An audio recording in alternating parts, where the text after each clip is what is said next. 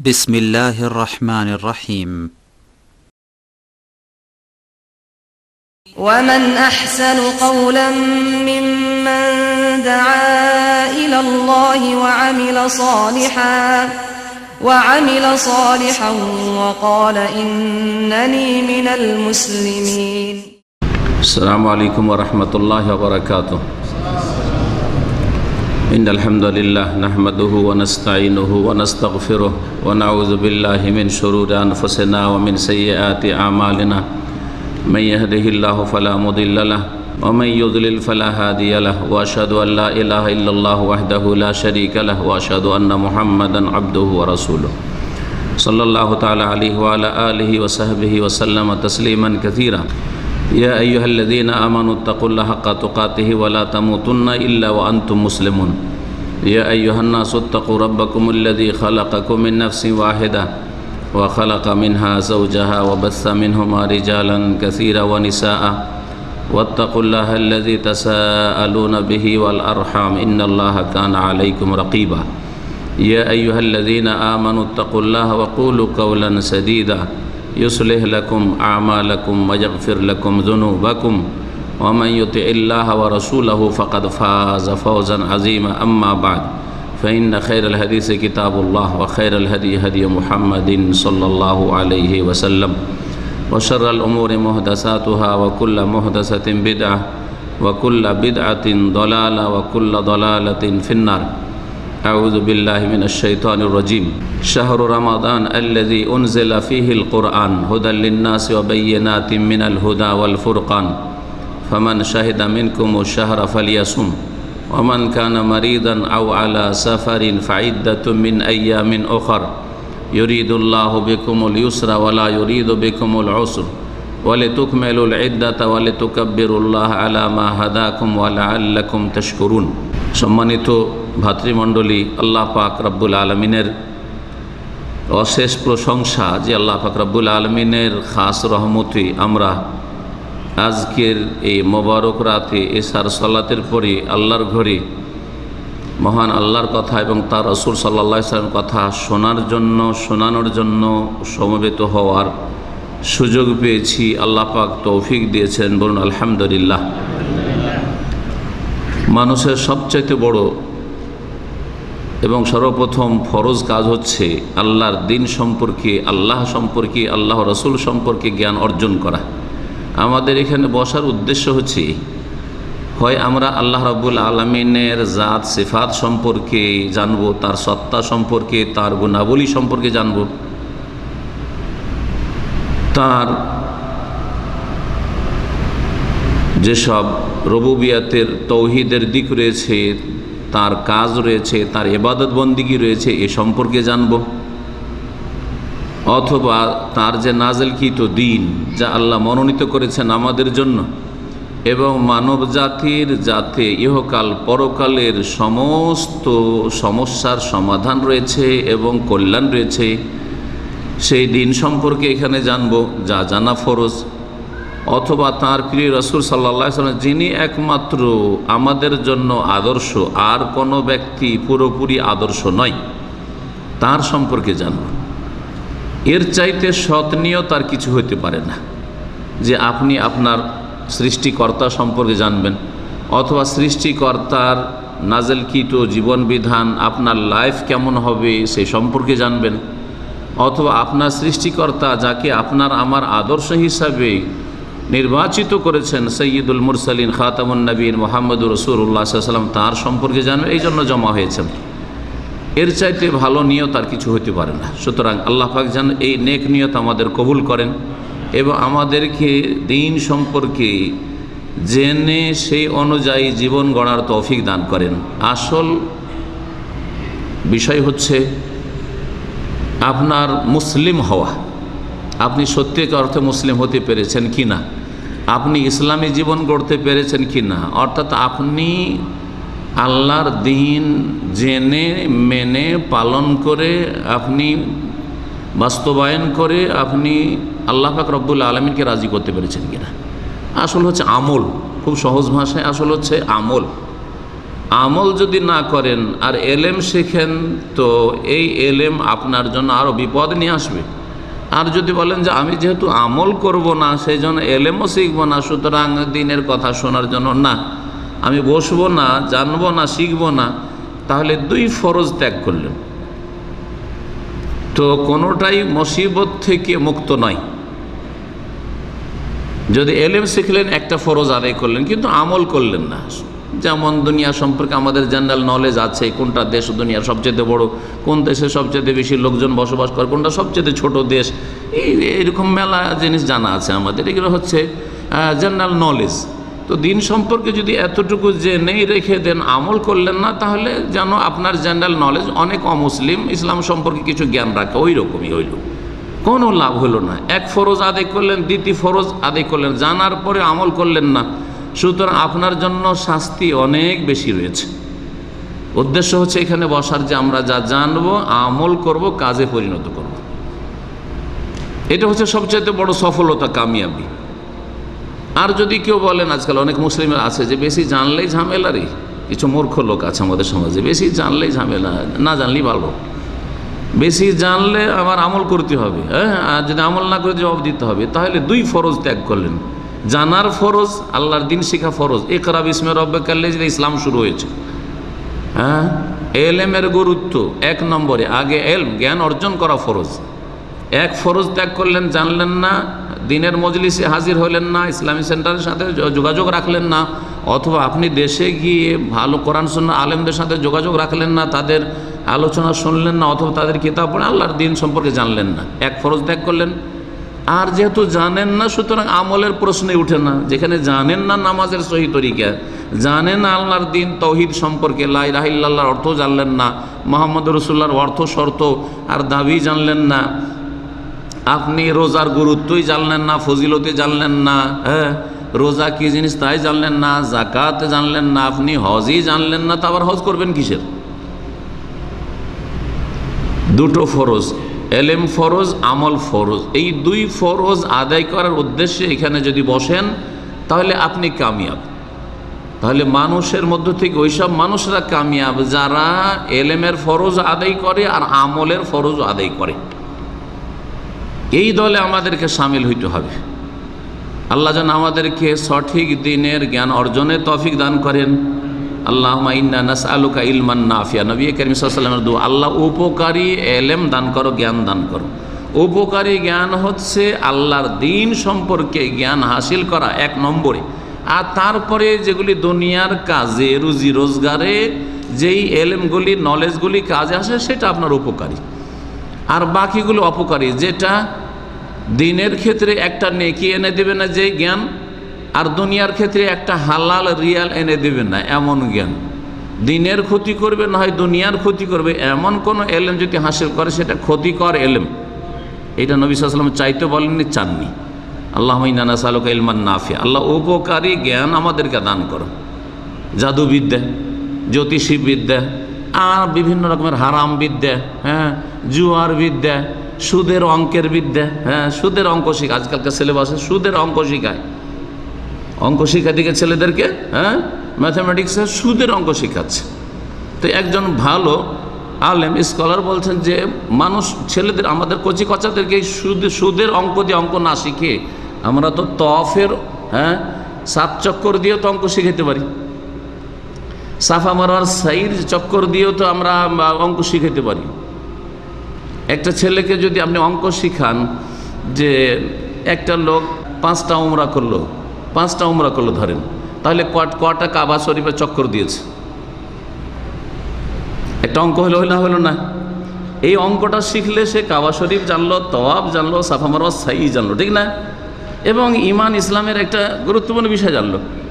কিন্তু যদি সুদের হিসাব শিখায়, জুয়ার হিসাব শিখায়, আর এইরকম হারাম নাজায়েজ হিসাব শিখায়, তাহলে হিসাব তো শিখালো, অঙ্ক শিখালো, কিন্তু তার দিনের ক্ষতি করলো, তাকে বেদিন বানিয়ে দিল। আর এইরকম বেদিন বানানো হচ্ছে এইসব প্রতিষ্ঠানে, যেখানে অন ইসলামিক সিলেবাস দিয়ে পড়াশোনা করা হচ্ছে। তো বলছিলাম যে এই দুটো ফরজ আদায় করার উদ্দেশ্যে এখানে বসবেন, তাহলে কামিয়াব হবেন আপনি। আল্লাহ পাক রব্বুল আলামিন যেন আমাদেরকে উপকারী এলেম দান করেন, এবং আমালান মোতাকাব্বেলা, নবী সাল্লাল্লাহু আলাইহি ওয়াসাল্লাম বলছেন আর এমন আমল দান করো যে আমল তুমি কবুল করিও, যেই আমল আল্লাহর দরবারে কবুল হয়। তাহলে আমল কবুল হবে কখন, এই বিষয়টা জানতে হবে। আমল কবুল হওয়ার শর্ত জানা আছে আপনাদের কারো? আপনার আমল কখন আল্লাহর কাছে মঞ্জুর হবে, কবুল হবে, কে বলতে পারেন? দুটি শর্ত। এক, আল্লাহর জন্য করতে হবে। মাশাআল্লাহ, এইটাই ইখলাস, মানে নিষ্ঠার সাথে আমি আল্লাহর জন্য করি, দুনিয়ার গরজে করি না, কারো ভয়েও করি না, কারো লোভেও করি না, কারো পয়সার খাতিরে করি না, কাউকে রাজি করার জন্য করছি, খুশি করার জন্য নামাজ পড়ছি তাও না, এবং আল্লাহ ছাড়া কারো ইবাদত করি না, এক আল্লাহর ইবাদত করি, শিরকও করি না, শিরকও করি না, লোক দেখানো করি না, কারো ভয়ও করি না, কারো প্রলোভনও করি না। আমার দিনকে, আমার ধর্মকে কেউ পয়সা দিয়েও কিনতে পারবে না, আর ধমক দিয়েও দিন থেকে আমাকে বিরত রাখতে পারবে না। আমি আল্লাহর জন্য কাজ করছি, সে নামাজের বিষয় হোক অথবা বাপ মায়ের খিদমতি হোক, আল্লাহর হক হোক অথবা মানুষের হক। বাপ মায়ের খিদমত কেন করছেন? ইখলাসের সাথে, আল্লাহর সন্তুষ্টির জন্য, আল্লাহ রাজি হবে। বাপ মায়ের খেদমত করলে বাপ মাকে সন্তুষ্ট, আল্লাহ রাজি হবে, সেই জন্য। এখানে ইখলাসে ভেজাল তখনই চলে আসবে যদি মনে করেন যে বাপ মাকে যদি রাজি না রাখি তো তার জমি জায়গা আছে, হ্যাঁ, 10 তলা বিল্ডিং আছে, হ্যাঁ, দামি দামি কি আছে, শহরে জায়গা আছে, সেগুলি থেকে বঞ্চিত করে দিবেন। তাহলে ভয়ে বাপ মাকে কেন মানছেন, শ্রদ্ধা করছেন, অথবা বাপ মার সাথে ভালো আচরণ কেন করছেন? ভয়ে করেছেন। তাহলে এটি ইখলাস থাকলো না, এতে কোনো সওয়াব পাওয়া যাবে না। নামাজ কেন পড়ছেন? কফিল মতো মানুষ, ধার্মিক মানুষ, নামাজ না পড়লে আমি তার কাছে কালারিং হয়ে যাবো, চেনে নেবে যে বেনামাজি, হ্যাঁ, খারাপ নজরে দেখবে, সেই জন্য ভয়। অথবা নামাজ পড়লে দেখেন নামাজিদেরকে আমার কফিল খুব ভালোবাসে, ওদের মাঝে মাঝে বোনাস ফোনাস দেয়, সেই বোনাস পাওয়ার জন্য নামাজ পড়লেন, হ্যাঁ, বুঝা গেছে।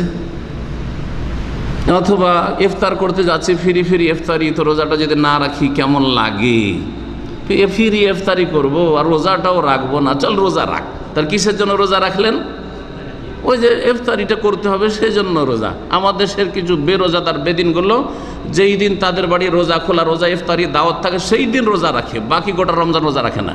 জানেন না গোটা মাস রোজা না রাখলেও যেই দিন ওর বাড়িতে ইফতারি পার্টি আছে ওই দিনটা কি রেখেছে?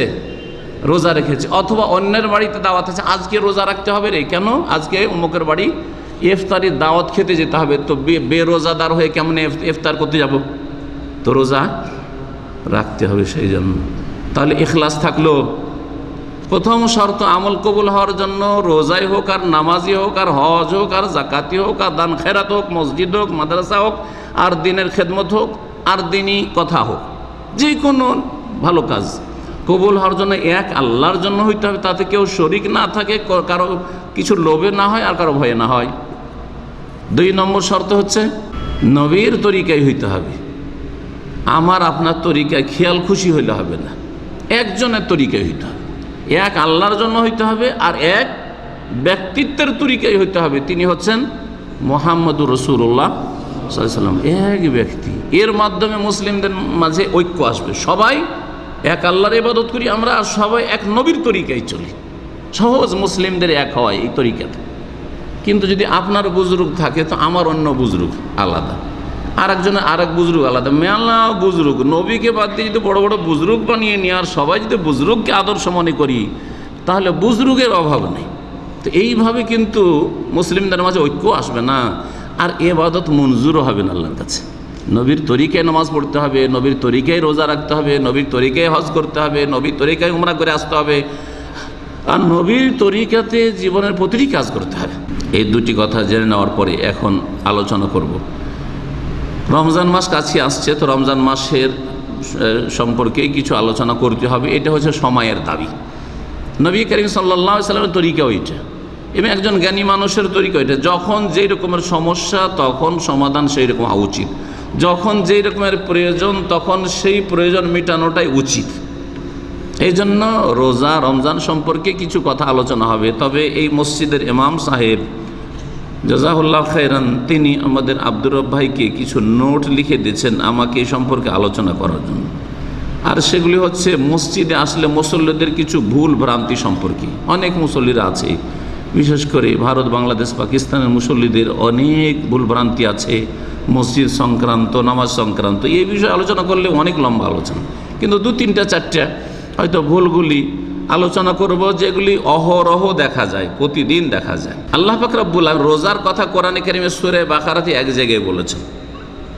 রোজার কিছু মাসলা মাসাইল কোরআনে কারিমে একটি জায়গাতে আছে। আর রোজার কথা রয়েছে মারিয়াম আলাইহিস সালামের রোজার কথা সূরা মারিয়ামে রয়েছে। এছাড়া রোজার কথা কোরআনে বিভিন্ন জায়গায় ছড়িয়ে ছিটিয়ে নেই। বাকি নামাজের কথা 100-র বেশি আয়াত রয়েছে। যাকাতের কথা সলাতের সাথে 80-র বেশি জায়গায় রয়েছে। আকিমুস সালাত ওয়া আতুজ যাকাত, আকামাস সালাত ওয়া আতাজ যাকাতা, আল্লাযীনা ইউকিমুনাস সালাতা মিম্মা রাযাকনাহুম ইউনফিকুন। এইভাবে তাহলে এতে থেকে বোঝা যায় যে যাকাতের গুরুত্ব কত, আর যাকাতের চাইতে নামাজের গুরুত্ব কত বেশি, এগুলি বোঝা যায়। আপনার এই রোজা, আমাদের দেশের মানুষরা নারী হোক আর পুরুষ হোক, রোজার গুরুত্ব নামাজের চাইতে বেশি দেয়। রোজার গুরুত্ব নামাজের চাইতে বেশি দেয়। দেয় কি দেয় না?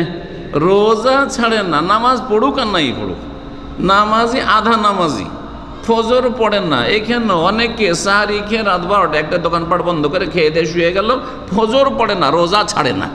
তাহলে তার কাছে রোজার গুরুত্ব নামাজের চাইতে অনেক বেশি। এটা দিন ইসলাম জানা নাই, সেই জন্য। দিন ইসলাম যদি জানা থাকতো এইরকম ভুলটা করতেন না। আল্লাহ যেখান থেকে শুরু করেছেন ওখান থেকে আপনাকে শুরু করতে হবে। আপনি উল্টা জায়গা থেকে শুরু করলে কাজ হবে না। যেখান থেকে আল্লাহ শুরু করেছেন সেখান থেকে আপনাকে শুরু করতে। আল্লাহ হজ থেকে শুরু করেছেন, রোজা থেকে শুরু করেছেন, যাকাত দিয়ে শুরু করেছেন ইসলাম, নামাজ দিয়ে ইসলাম শুরু করেছেন না লা ইলাহা ইল্লাল্লাহ মুহাম্মাদুর রাসূলুল্লাহ দিয়ে শুরু করেছেন? আল্লাহ আগে হজের কথা বলেছেন, নাকি রোজার কথা বলেছেন, নাকি যাকাতের কথা বলেছেন, না নামাজের কথা বলেছেন, না লা ইলাহা ইল্লাল্লাহর কথা বলেছেন? আগে লা ইলাহা ইল্লাল্লাহ 10 বছর ধরে শুধু রাসূলুল্লাহ সাল্লাল্লাহু আলাইহি ওয়াসাল্লাম লা ইলাহা ইল্লাল্লাহ মুহাম্মাদুর রাসূলুল্লাহ শিক্ষা দিয়েছেন, তালিম দিয়েছেন, ব্যাখ্যা করেছেন, এবং সেই মৌলিক বিষয়ের দাওয়াত দিয়েছেন 10 বছর। এই দাওয়াতের সাথে সাধারণ ইসলামিক যেগুলো ক্যারেক্টার রয়েছে, ইসলামী আদব কায়দা রয়েছে, শিষ্টাচার রয়েছে, নীতিমালা রয়েছে, সেগুলি শিখিয়েছেন। সততা, আমানতদারি, মিথ্যা কথা না বলা, তারপরে বিশ্বাসঘাতকতা না করা, এই ধরনের যেগুলো জিনিস রয়েছে ইসলামের কমন জিনিস, এমনি এগুলো চারিত্রিক দিক, এই ধরনের শিক্ষাগুলো দিয়েছেন। কিন্তু 10 বছর ধরে মক্কাতুল মুকাররমায় নবী সাল্লাল্লাহু আলাইহি ওয়াসাল্লাম 40 বছর বয়স থেকে নিয়ে 50 পর্যন্ত শুধু ইয়া আইয়ুহান নাস, নবী সাল্লাল্লাহু আলাইহি ওয়াসাল্লাম এই দাওয়াত ছিল। হে মানুষ, হে মানব, সকল মানুষকে ডাক দিয়ে বলতেন কুলু লা ইলাহা ইল্লাল্লাহ, বলো আল্লাহ ছাড়া কোনো সত্য উপাস্য মাবুদ নেই। তুফলেহু, তাহলেই তোমরা পরিত্রাণ পেয়ে যাবে, তাহলে তোমাদের দুনিয়া আখিরাতের মঙ্গল হবে, কামিয়াবি হবে। 10 বছর ধরে নামাজ ফরজ হয়নি। 10 বছর পরে মেরাজ হইল, লা ইলাহা ইল্লাল্লাহ আসার 10 বছর পরে কি হলো? মেরাজ হলো। আর মেরাজের রাতে কি ফরজ হইল? নামাজ ফরজ হলো, 5 ওয়াক্ত নামাজ। তার আগে নবী সাল্লাল্লাহু আলাইহি ওয়াসাল্লাম এমনি নফল নামাজ পড়তেন, 2 রাকাত করে নফল নামাজ কাল সন্ধ্যা পড়তেন, কিন্তু 5 ওয়াক্ত ফরজ নামাজ ছিল না। আল্লাহ কোরআনে কারিমে এই বিষয়টি বিভিন্ন দিকে ইঙ্গিত করেছেন যে সকাল সন্ধ্যা তোমরা আল্লাহ তসবিহ করো বা আল্লাহর জিকির আজকার করো। এই আয়াতগুলির বাস্তবায়ন করে নবী সাল্লাল্লাহু আলাইহি ওয়াসাল্লাম সকালবেলা 2 রাকাত, সন্ধ্যাবেলা 2 রাকাত এইরকম নামাজ পড়তেন। কিন্তু 5 ওয়াক্ত নামাজ 10 বছর পরে ফরজ। 1 নম্বরে কি? লা ইলাহা ইল্লাল্লাহ, এলাহ নেই আল্লাহ ছাড়া সত্য। আল্লাহ হচ্ছেন সত্য এলাহ, সত্য উপাস্য মাবুদ, আর বাকিগুলি মিথ্যা বাতিল। সুতরাং মূর্তি পূজাও নেই আর মাজার পূজাও নেই, সুতরাং দুর্গা পূজাও নেই, দরগা পূজাও নেই। আল্লাহ ছাড়া কাউকে সেজদা করা নেই, আল্লাহ ছাড়া কারো সামনে রুকু করা নেই, ঝুঁকে যাওয়া নেই, আল্লাহ ছাড়া কারো কাছে দোয়া করা নেই, আল্লাহ ছাড়া কারো কাছে রোগের আরোগ্য তলব করা নেই, আল্লাহ ছাড়া কারো কাছে বালা মুসিবত থেকে উদ্ধার কামনা করা নেই, আল্লাহ ছাড়া কেউ ছেলে মেয়ে দিতে পারেন না, আল্লাহ ছাড়া কেউ বালা মুসিবত দূর করতে পারে না, আল্লাহ তার কাজে এক ও একক, তার নাম গুণাবলীতে এক ও একক, তার ইবাদত বন্দেগীতে এক ও একক। এসব নেই, এগুলোকে না করো আল্লাহ বলছেন।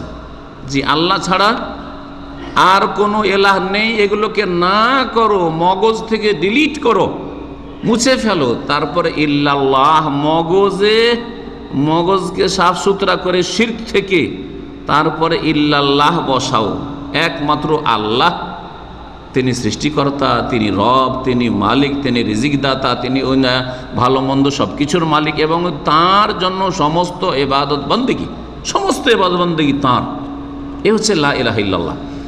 10 বছর ধরে শিরকের যে আগাছা বা নাপাকি রয়েছে তা মগজ থেকে উঠিয়ে ফেলে তারপরে 5 ওয়াক্ত নামাজ ফরজ করে, যাতে করে নামাজটা আল্লাহর জন্য খালিস হয়, ভেজাল না থাকে যে আল্লাহর জন্য নামাজ পড়ছে আর ওইদিকে দেব দেবীর কাছেও কিছু আশা রাখছে।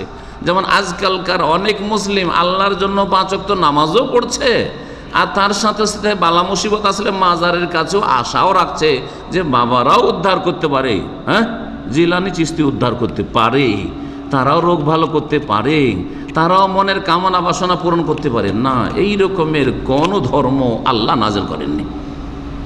শিরক, বহুত্ববাদের দিন আল্লাহ কখনো নাযিল করেনি। আল্লাহ নাযিল করেছেন দিন, সেই দিনের নাম হচ্ছে ইসলাম, আর সেই দিনের মূলনীতি হচ্ছে একত্ব, বহুত্ব নয়, একত্ব।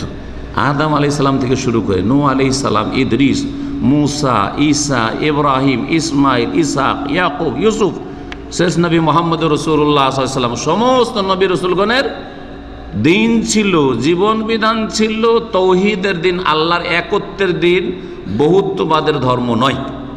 সুতরাং আল্লাহর সাথে কাউকে শরীক করবেন না, না অন্তরে, না কথায়, না কাজে। এখান থেকে আল্লাহ শুরু করেছেন। যেখান থেকে আল্লাহ শুরু করে সেখান থেকে শুরু করতে হবে, এই কথাটা মনে রাখবেন। কারণ নবী করিম সাল্লাল্লাহু আলাইহি ওয়াসাল্লাম যখন হজ করেন বা উমরা করেন সাহাবায়ে কেরামদেরকে নিয়ে প্রথমবার, তখন যেমনই সাফা থেকে তওয়াফ করা যখন হলো, কাবার তওয়াফ করা হলো, তারপর কোথায় যেতে হবে? কোথায় যেতে হবে? সাফা না মারওয়া যেতে হবে? সাফাতে যেতে হবে। সাফার ওপরে উঠলেন, আর ওঠার সময় ওই আয়াতটি পড়তে আছে, ইন্না সাফা ওয়াল মারওয়াতা মিন শাআইরিল্লাহ। এই দোয়াটি পড়তে, এই আয়াতটি পড়তে হবে, তার সাথে সাথে কালেমা তাওহীদ পড়তে হবে, লা ইলাহা ইল্লাল্লাহু ওয়াহদাহু লা শারীকা লাহু লাহুল মুলকু ওয়া লাহুল হামদু ওয়া হুয়া আলা কুল্লি শাইইন কাদির। তারপরে আরেকটি তাওহীদের দোয়া আছে, লা ইলাহা ইল্লাল্লাহু ওয়াহদাহু আনজাযা ওয়াদাহু ওয়া নাসারা আবদাহু ওয়া হাজামাল আহজাব ওয়াহদাহু। এটা হচ্ছে সুন্নতি তরিকা। যখন সাফায় উঠলেন তখন বললেন, ইবদাউ বিমা বাদা আল্লাহু বিহি, তোমরা শুরু করো যেখান থেকে আল্লাহ শুরু করেছেন। আর একটি হাদিসে রয়েছে, আবদাও বেমা বাদা আল্লাহ বেহি, আমি সেখান থেকে শুরু করব যেখান থেকে আল্লাহ শুরু করেছেন। আল্লাহ কোত্থেকে শুরু করেছেন?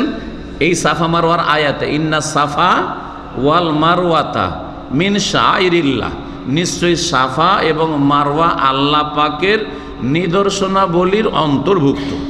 আল্লাহর ইবাদত বন্দেগীর এই সব জায়গা, এই জায়গাগুলিতে আল্লাহ পাকের ইবাদত বন্দেগী করতে হয়। এই দুই পাহাড়ের মাঝখানে সাই করার মাধ্যমে আল্লাহর ইবাদত করতে হয়, একে শাআইর বলা হয়। শুরু করেছেন আল্লাহ কোত্থেকে? সাফা থেকে, তাই না? সাই শুরু করলেন কোত্থেকে? রাসূলুল্লাহ সাল্লাল্লাহু আলাইহি ওয়াসাল্লাম সাফা থেকে। কেউ যদি এখন উমরাতে যায় বা হজে যায়, আর যার পরে দেখলো যে আমার আজকাল কিন্তু দাম্মামওয়ালাদের সব হোটেলগুলি থাকে আপনার মারওয়ার দিকে, থাকে না? থাকে না? এই গাছদার দিকে, এই দিকে থাকে, বা সামিয়া যেতে হয় কোন দিক থেকে? মারওয়ার দিক থেকে যেতে হয়। ওর জন্য সুবিধা হইল, বললো যে এই দিক থেকেই শুরু করে দিই। হ্যাঁ, মারওয়ার দিক থেকে সাই শুরু করলো, করলেই তো হলো, 7 চক্কর দিলেই তো হইল, ঠিক কিনা? ওর যুক্তি ঠিক আছে, আমার জন্য এইদিকে সুবিধা, স্যান্ডেল ট্যান্ডেল এইদিকে রাখলাম, তাহলে হয়রানিটা হইলো না, এইদিকে রাখলাম।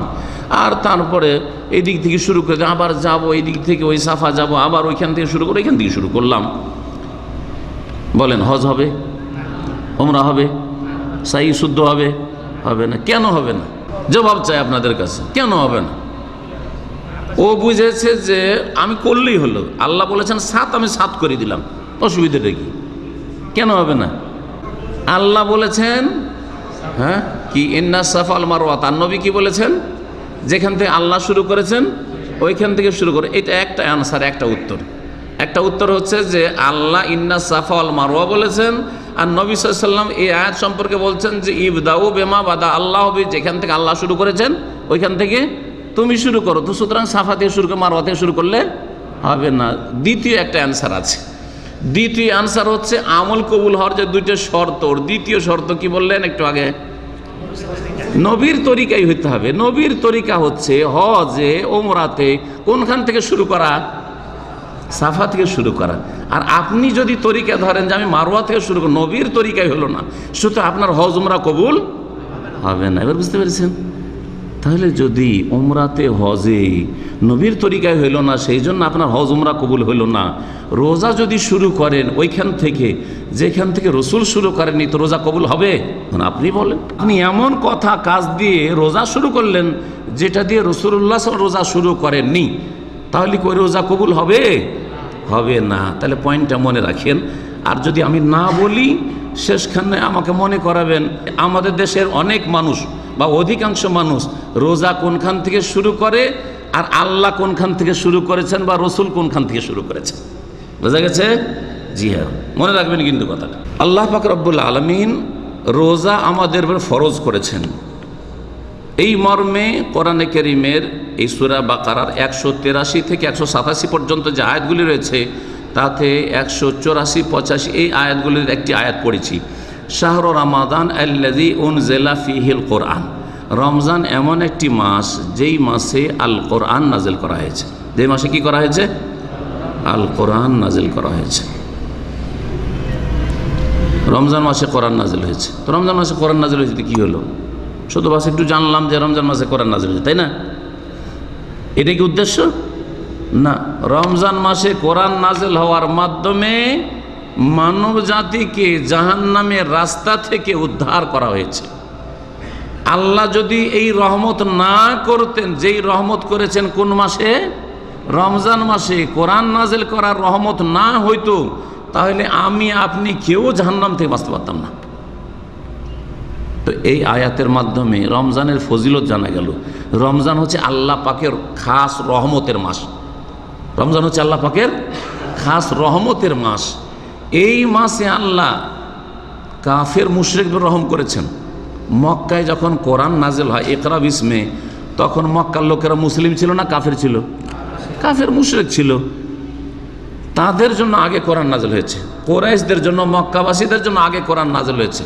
ওদের পাশেই ছিলেন রাসূলুল্লাহ সাল্লাল্লাহু আলাইহি ওয়াসাল্লাম, ওদের বংশেরই হচ্ছেন রাসূলুল্লাহ সাল্লাল্লাহু আলাইহি সাল্লাম। তাহলে আল্লাহ পাক রব্বুল কাফের উপর দয়া করেছেন কোরআন নাজিল করে, যে তোরা হেদায়েতের রাস্তা ধর, তোরা জান্নাতের রাস্তা ধর, তোরা জাহান্নামের কিনারেই চলেই গেছিস। এই জন্য সূরা আলে ইমরানের একটি আয়াতে আল্লাহ বলেছেন, অকুনতুম আলা শাফা হুফরাতিম মিনান নারি ফাআনকাযাকুম মিনহা, তোমরা জাহান্নামের কিনারায় চলে গেছিলে, কিন্তু আল্লাহ তোমাদেরকে সেখান থেকে রক্ষা করেছেন, উদ্ধার করেছেন। কত লোক জাহান্নামে চলে গেছে, ওই অবস্থায় মারা গেছে শিরক কুফরির অবস্থায়।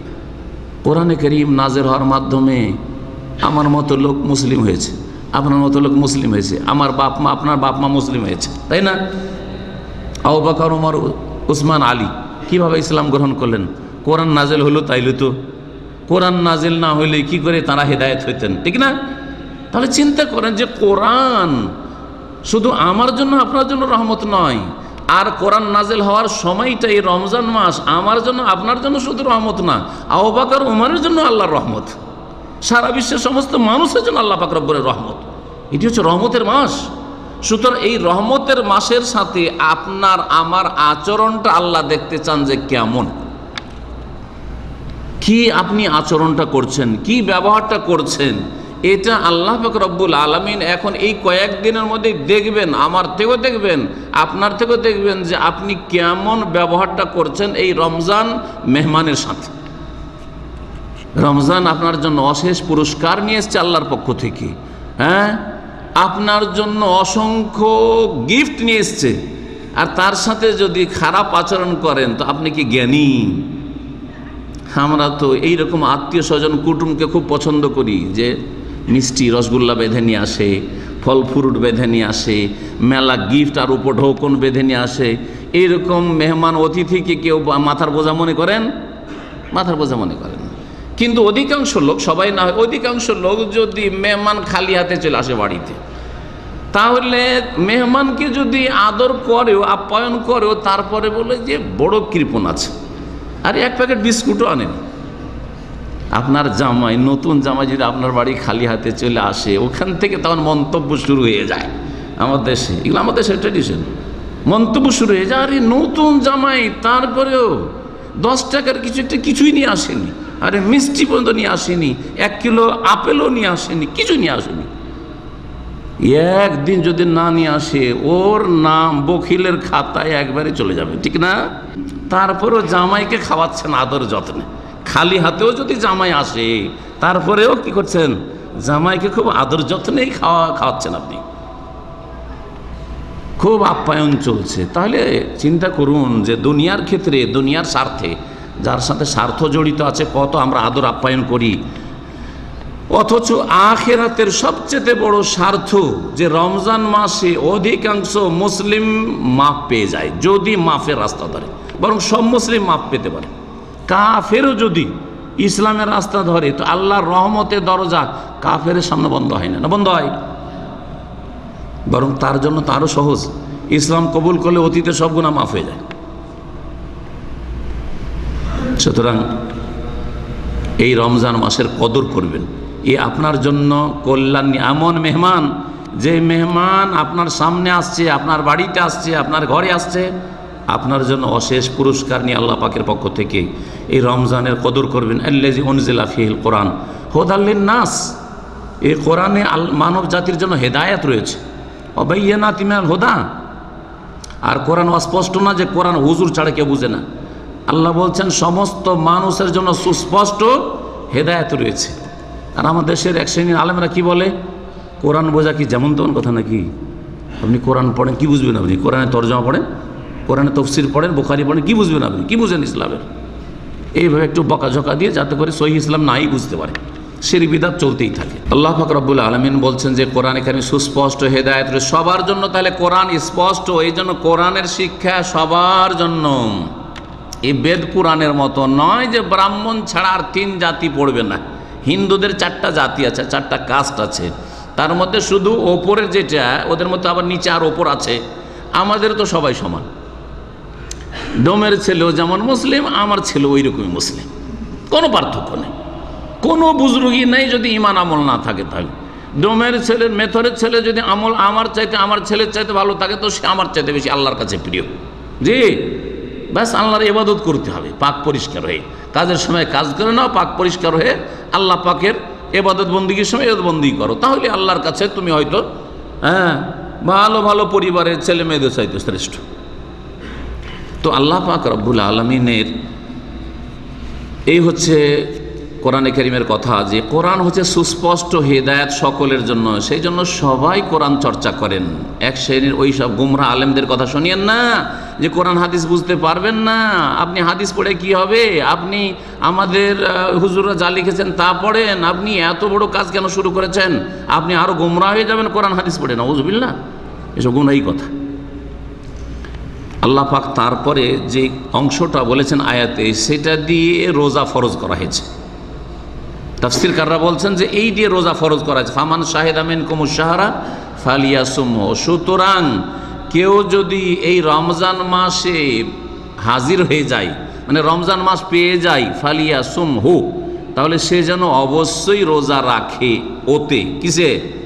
রমজানে। আগের আয়াতের শুরুতে আল্লাহ বলছে কুতিবা আলাইকুমুস সিয়াম, রোজা ফরজ করা হয়েছে, কিন্তু কোন মাসে ফরজ হয়েছে এ কথা আল্লাহ বলেননি। বলেছেন কি? কিন্তু শাহরুর রমাদান আল্লাযী উনজিলা ফীহিল কোরআন হুদাল লিন-নাস ওয়া বায়্যিনাতিন মিনাল হুদা ওয়াল ফুরকান ফামান শাহিদা মিনকুমুশ শাহরা, সুতরাং এই রমজান মাস যদি কেউ পেয়ে যায়, রমজান মাসে কেউ যদি উপস্থিত হয়ে যায়, বাড়িতে আছে আর সুস্থ আছে, মুসাফিরও নয় আর অসুস্থ নয়, ফালিয়াসুমহু, সে যেন রোজা রাখে অবশ্যই। এ ফালিয়াসুমহু দিয়ে আল্লাহ যে হুকুম করেছেন, এই হুকুম হচ্ছে পালন করা প্রত্যেক সাবালক সাবালিকা মুসলিমের জন্য ফরজ। কোরআন দিয়ে দলিল আপনি জানেন যে কোন কথা দিয়ে আল্লাহ আপনাকে সম্বোধন করে আপনার ওপর মাহে রমজানে রোজা ফরজ করেছেন। ফামান শাহিদা মিনকুমুশ শাহরা ফালিয়াসুম। তারপরে আল্লাহ জানছেন যে মানুষের ওজর থাকতে পারে, অসুবিধা থাকতে পারে, রোজা রাখা তাদের জন্য কষ্টকর হয়ে যেতে পারে।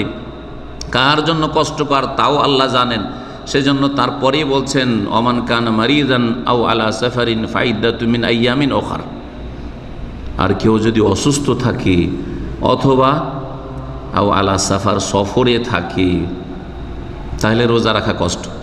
এমন অসুস্থতা যে অসুস্থতায় রোজা রাখা কষ্ট হয়, এমন অসুখ না যে অসুখ অহরহ অসুখ হচ্ছে কিন্তু রোজা রাখা, ডিউটিও করতে পারছেন, রোদে বাতাসে চলাফেরাও করতে পারছেন, সব কিছুই করতে পারছেন, সেই অসুখে রোজা ছাড়া চলবে না। যেমন আপনার সর্দি কাশি, সর্দি কাশিটা কি অসুখ নয়? সর্দি কাশি, তো সর্দি কাশিতে আপনি ডিউটিকে বন্ধ করছেন? বন্ধ করছেন না তো। তাহলে সর্দি কাশিতে দুনিয়ার রুজি রোজগারের ডিউটি বন্ধ করছেন না, আর আমাকে সর্দি লেগেছে সেই জন্য রোজা রাখিনি, আল্লাহ মাফ করবেন, চলবে? চলবে না। তাহলে মারিজ আনি এমন মারিজ হইতে হবে, এমন রুগী হইতে হবে যেই রোগ থাকার কারণে রোজা রাখতে কষ্ট হয়, অসম্ভব না, কষ্ট হইলেই হইল। রোজা রাখা কষ্টকর এই অসুস্থ ব্যক্তির জন্য। তাহলে জ্বর অথবা পেটের রোগ, এমন রোগ যেই রোগের কারণে ডাক্তার বলছে রোজা রাখা তোমার চলবে না, হ্যাঁ। অথবা সুগার, এমন দুপুরবেলা বিকেলবেলা লো হয়ে যাচ্ছে যে মরে যাওয়ার আশঙ্কা আছে, বা দৌড় দিতে হবে নিয়ে হঠাৎ করে হাসপাতালে, এইরকম হয়ে যাচ্ছে। এগুলি হচ্ছে রোজা অসুস্থ অবস্থায় রাখা কষ্টকর। এইরকম যদি রোগী হয়, আর এমন রোগী যদি হয় যে বেহুশ হয়ে আছে, হুঁশই নেই, এমন রোগী যে কি আছে, বেহুশ হয়ে আছে, তাহলে কয় রকম রোগীর কথা বললাম? কয় রকম রোগীর কথা বললাম?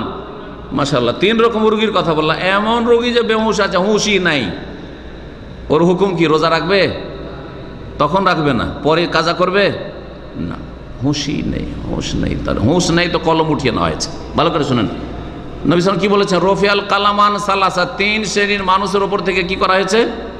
কলম উঠিয়ে নেওয়া হয়েছে। কলমই তো উঠিয়ে নেওয়া হয়েছে, ওর কিছু ফরজ নেই, নামাজও ফরজ নেই, বেহুশ অবস্থায় সেন্সলেস হয়ে আছে কয়েকদিন ধরে, কয়েক সপ্তাহ ধরে, তার হুঁশ এলোই না, হয়তো মারা গেল।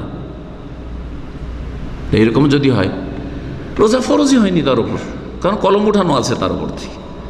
আর যদি এমন রোগ হয় যে রোগের কারণে রোজা রাখতে কষ্ট হয়, তাহলে তখন রোজা ছাড়বে। ফাইদ্দাতুম মিন আইয়ামিন উখর, অন্য সময় যেই কয়টা রোজা ছুটেছে কাজা করে গণনা করে রাখতে হবে। ফাইদ্দাতুন, সংখ্যা মনে রাখতে হবে যে আমার 5টা না 7টা রোজা ছুটেছে। এই নয় যে জানি না ভাই কয়টা যে ছুটেছে, মনে তো নাই, এইটা একটা মুসলিমের কাজ নাই। আপনাকে সজাগ হয়ে থাকতে হবে যে কয়টা রোজা আমার অসুস্থতার কারণে ছুটলো, আর ওই রোজাগুলি পুরা করতে হবে। আর যদি হালকা অসুখ হয়, যেমন বললাম, হালকা অসুখ সবসময়, দেখেন আমার গলা খারাপ, হ্যাঁ, কারো অ্যালার্জি, হাঁচি পড়ছে, কারো সর্দি লেগে আছে, হ্যাঁ, কারো একটু হাত পায়ে ব্যথা করেছে, শরীরের জয়েন্টগুলোতে ব্যথা করছে, বাতের রুগী, রোজা রাখতে অসুবিধা আছে নাকি? বাতের রুগী রোজা রাখতে অসুবিধা আছে? হ্যাঁ, প্রেশারে বেশি, রোজা রাখতে অসুবিধা আছে? কোনো অসুবিধা নেই, কোনো অসুবিধা নেই। সুতরাং এইরকম রুগীরা রোজা রাখবে। ওষুধ খাচ্ছে, প্রেশার রোগী ডেলি একটা করে ওষুধ খাচ্ছে, রোজা রাখবে।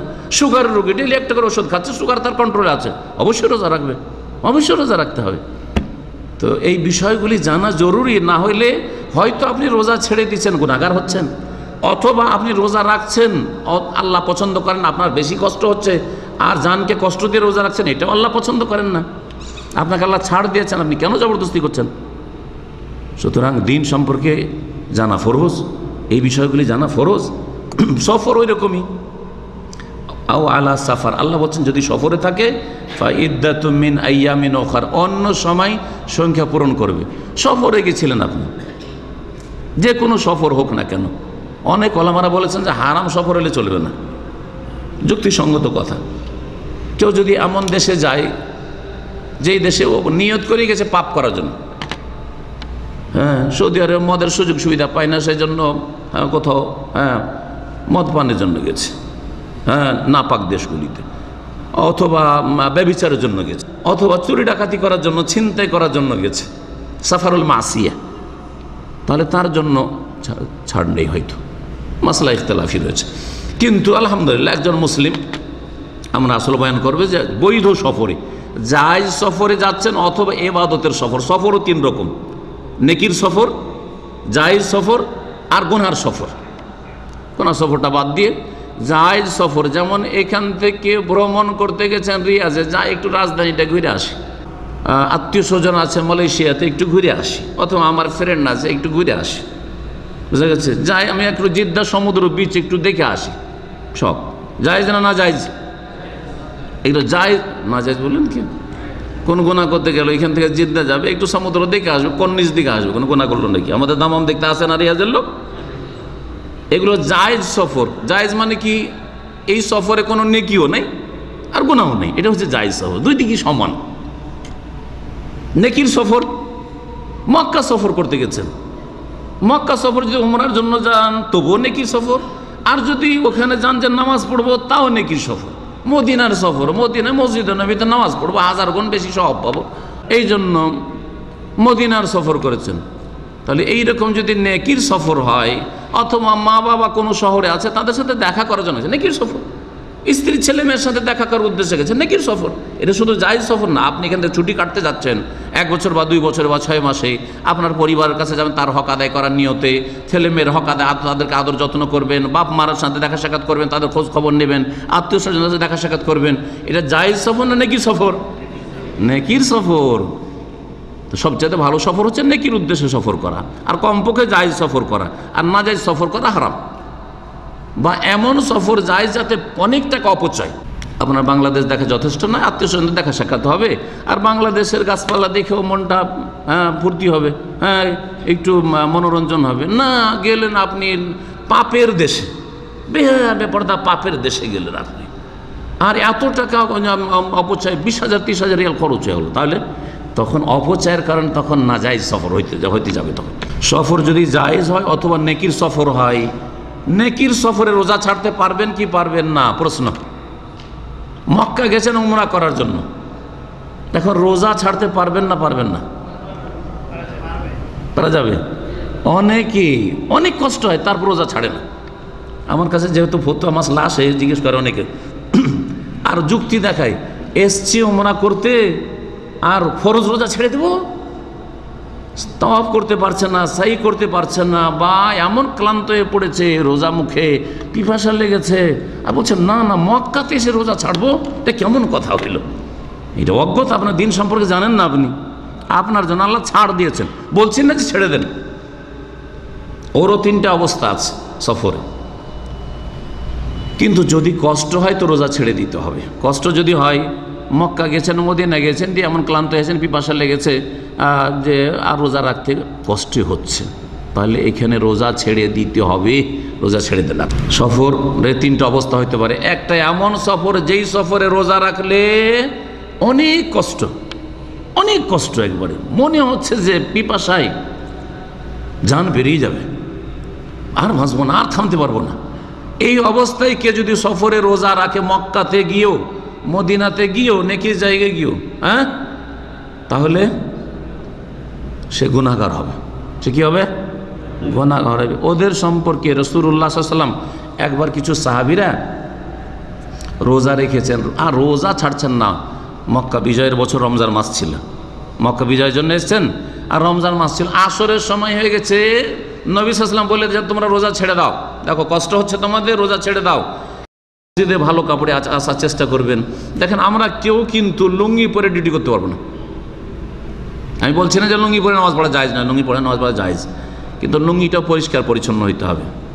ঘামের লুঙ্গি, গন্ধ ছুটছে, ওই লুঙ্গি পরে চলে আসবেন, অথবা লুঙ্গি না হোক প্যান্টই হোক, আপনার সপ্তাহকে সপ্তাহ ওই ডিউটি করা প্যান্ট, শরীর থেকে গন্ধ ছড়াচ্ছে আর গন্ধ নিয়ে নামাজ পড়তে আসছেন না, এটা ঠিক নাই।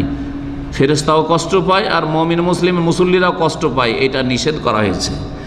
এতেই যদি কষ্ট হয়, ঘামের গন্ধেই কষ্ট হয়, সেই জন্য গোসল করে জুমার দিন, বিশেষ করে ভিড় ভাড়ে গোসল করা, এই জন্য তাগিদ রয়েছে জুমার দিন বিনা গোসলে মসজিদে আসিও না।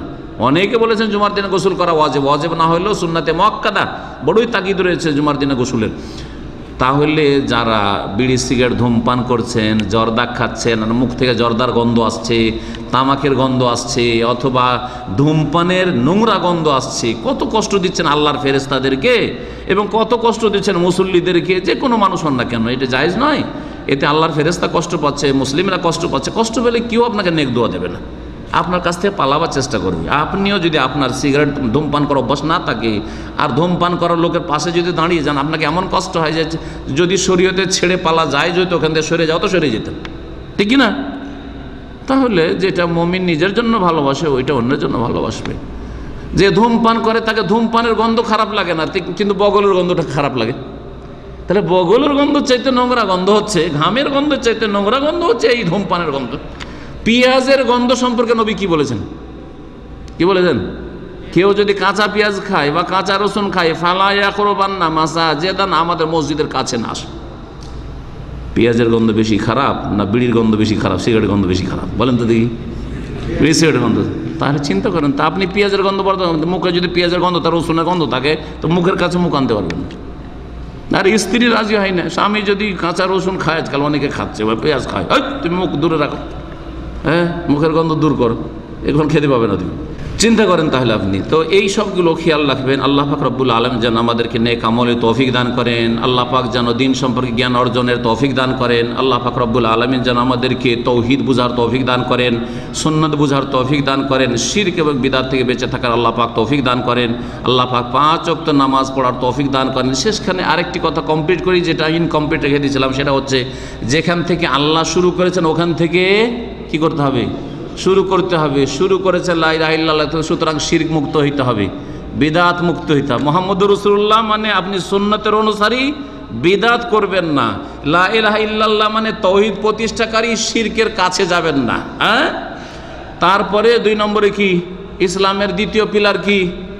5 ওয়াক্ত নামাজ পড়া। মেরাজে মক্কাতে নামাজ ফরজ হয়েছে, তাহলে নামাজ লা ইলাহা ইল্লাল্লাহর পরে শিরক মুক্ত, বিদআত মুক্ত হওয়ার পরে নামাজ পড়বেন। তারপরে 3 নম্বরে কি? 3 নম্বরে যাকাত। ধন সম্পদ থাকলে যাকাত দেবেন, প্রতি বছর নিয়মিত যাকাত দেবেন, কারণ যাকাত না দিলে আপনার মালধন হারাম হয়ে যাবে। মালধন হারাম যদি খান তো ইবাদত বন্দেগী দোয়া কবুল হবে না আপনার। সুতরাং এগুলো আপনাকে খেয়াল রাখতে হবে। 3 নম্বর হয়ে গেল। 4 নম্বরে সিয়াম, রোজা। 4 নম্বরে রোজা। আর 5 নম্বরে হজ। অনেকে হজ করে নিয়েছেন আর একটু কষ্ট হলে রোজা ছেড়ে দেন।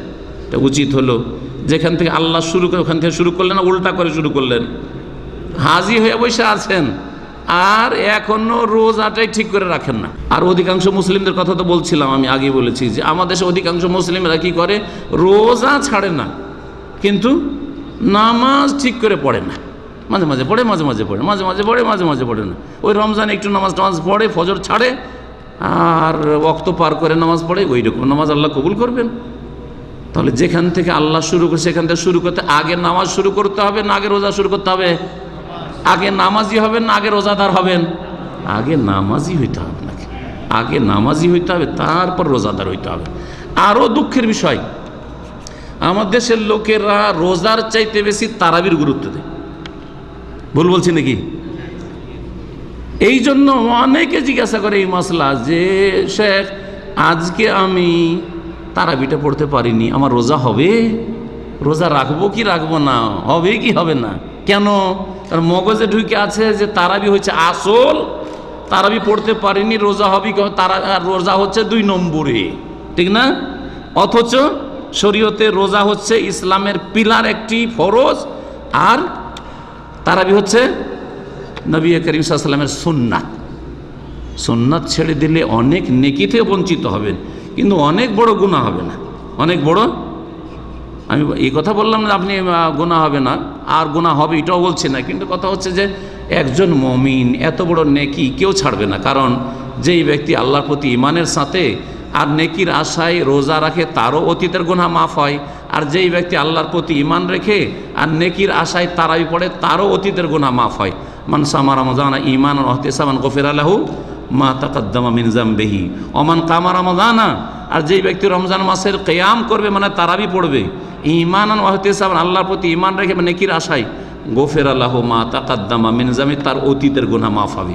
রোজার যেমন ফজিলত রয়েছে অতীতের গুনাহ মাফ হয়, তেমনি তারাবি দিয়ে অতীতের গুনাহ মাফ হয়। কিন্তু তারাবি সুন্নাত, তারাবি ঠিক আছে কিন্তু রোজা আপনার ঠিক নাই, এটা হইলে হবে। আল্লাহ পাক রব্বুল আলামিন যেন আমাদেরকে নেক আমলে তৌফিক দান করেন। আল্লাহ পাক এই রমজান মাস সহি সালামত আমাদেরকে যেন পৌঁছিয়ে দেন এবং আল্লাহ পাক রব্বুল আলামিন রমজান মাসে আমাদেরকে মাগফুর মারহুম, আল্লাহ আমাদের রহম করেন, আল্লাহ আমাদের গুনাহ খাতা মাফ করে দেন, আল্লাহ আমাদেরকে জাহান্নাম থেকে মুক্ত করে দেন, দিন শিখার তৌফিক দান করে, দিন মোতাবেক চলার তৌফিক দান করেন। আল্লাহ পাক রব্বুল আলামিন যেন আমাদেরকে বাকি জীবনটা জান্নাতের পথে চলার তৌফিক দান করেন, জাহান্নামের রাস্তা থেকে, গুনাহের রাস্তা থেকে আল্লাহ পাক যেন বাঁচিয়ে রাখেন। সুবহান রাব্বিকা রব্বিল ইজ্জাতি আম্মা ইয়াসিফুন ওয়া সালামু আলাল মুরসালিন ওয়ালহামদুলিল্লাহি রাব্বিল আলামিন। আমাদের ভাইয়ের ছেলে অসুস্থ রয়েছে, 10-12 দিন দোয়া চাইছেন আপনাদের কাছে, আল্লাহ পাক যেন শেফা দান করেন, আল্লাহ যেন বালা মুসিবত দূর করে দেন তাঁর এবং আরও যেসব ভাই বোনদের ছেলে মেয়ে অসুস্থ রয়েছে বা আমরা নিজেরা অসুস্থ রয়েছি, আল্লাহ সকলকে যেন শেফা দান, সকল মুমিন মুমিনাতকে আল্লাহ পাক যেন সুস্থ রাখেন, বালা মুসিবত মুক্ত রাখেন এবং আল্লাহ পাক দিনের পথে যেন রাখেন। কিবলার দিকে থুথু দিলে নাকি কিয়ামতের দিন এই থুথুগুলো তার কপালে আটকে দেওয়া হবে না, এইরকম কথা জাল। তবে কিবলার দিকে থুথু ফেলা বেয়াদবি, কিবলার দিকে থুথু ফেলা বেয়াদবি, ওই ব্যক্তি বেয়াদব মুসলিম, গুনাহ অবশ্যই, বলবো না যে কবিরা গুনাহ একবার, কিন্তু গুনাহ বেয়াদবি, বেয়াদবি যেমন গুনাহ হয়। এটা নাকি সহিহ হাদিসে আছে না, সহিহ হাদিসে নেই, কিন্তু মসজিদে, বিশেষ করে মসজিদের দিকে যদি হয়, মসজিদের কিবলার দিকে, তো এরকম ক্ষেত্রে নবী সাল্লাল্লাহু আলাইহি ওয়াসাল্লাম অসন্তুষ্ট হয়েছেন এরকম দেখে কোনো সময়, আর এমনটা যেন না হয়। এইরকম মসজিদের সামনের দিকে অধিকাংশ ক্ষেত্রে কোরআন রাখা থাকে, সুতরাং পা লম্বা করে কোরআনের কাছাকাছি, এগুলো বেয়াদবি। কিন্তু এমনি মসজিদে ধরেন সামনে কোরআন নাই, ফাঁকা জায়গায় এরকম বসে আছেন, ওখানে হেলান দিয়ে, আর যদি পা লম্বা থাকে তো এমন বেয়াদবি নাই। কিবলার দিকে পা লম্বা করে বেয়াদবি নাই, কিবলার দিকে শুয়া পা করে এটাও বেয়াদবি নাই, আমাদের সেগুলোকে বেয়াদবি মনে করে। কিবলার দিকে মুখ করে অথবা পেছন করে পেশাব পায়খানা করা এটা হারাম, এটা নাজায়েজ, এটা এগুলো হচ্ছে বেয়াদবি।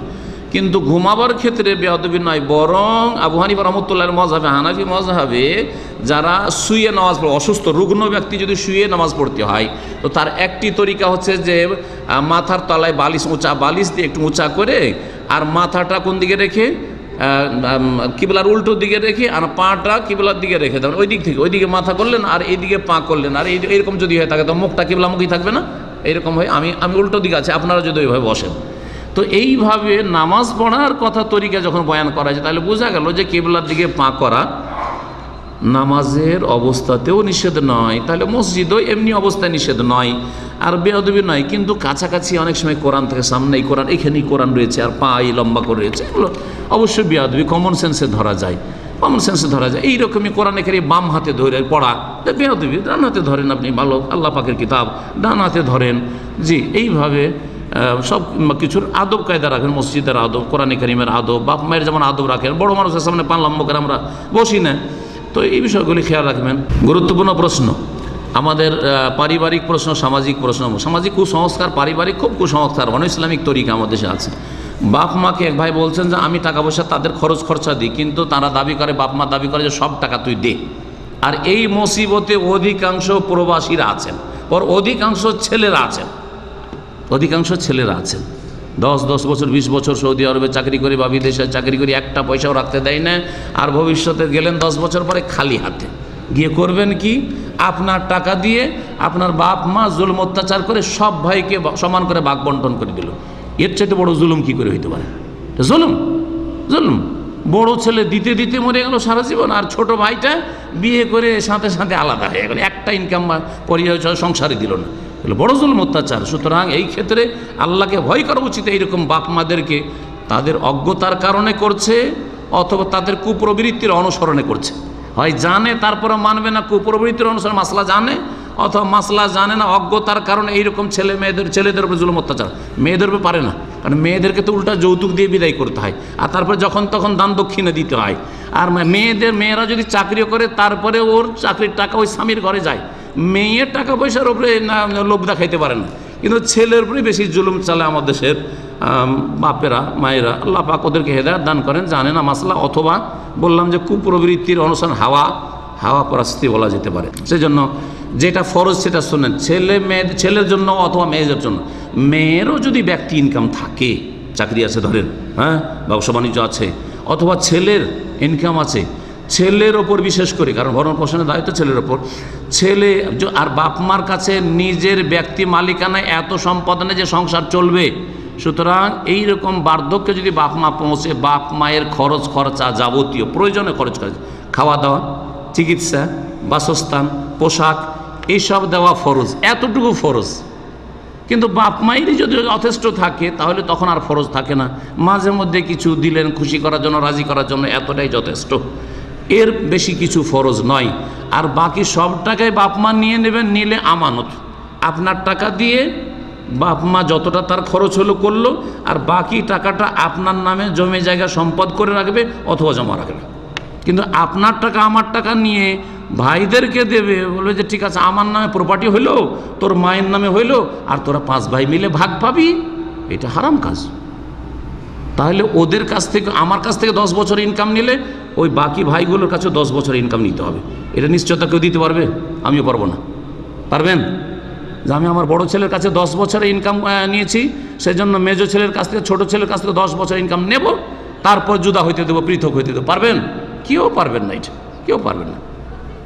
যার ফলে পারিবারিক জুলুম করবেন না এরকম ছেলেদের ওপর, বরং ইনসাফ করার চেষ্টা করবেন। কিয়ামতে সবাইকে আসামি হইতে হবে। অপরাধ করলে আল্লাহর কাছে সবাই আল্লাহর গোলাম, বাপও আল্লাহর গোলাম আর ছেলেও আল্লাহর গোলাম। জি, গত বছরের সিয়াম রোজা যদি কারো বাকি থাকে তাহলে এই কয়দিন আছে এখন, এর মধ্যেই রেখে নিতে হবে, না হলে গুনাহগার হবে।